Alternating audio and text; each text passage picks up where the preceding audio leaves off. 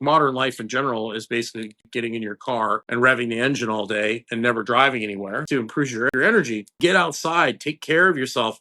There's something called non-sleep deep rest. Say I didn't get a good night's sleep, I'll take 10 minutes in the afternoon, do a non-sleep deep rest. Huberman, love him or hate him, whatever you think of him, he has a great 10-minute non-sleep deep rest. I'll do that in the afternoon. And when I need to focus, instead of taking caffeine, I always feel better after I do it. And I go for a walk. If I'm feeling really cruddy, I have no energy, I went for a quick walk before I jumped on this live. You want to think about what can you do to put energy back into the system.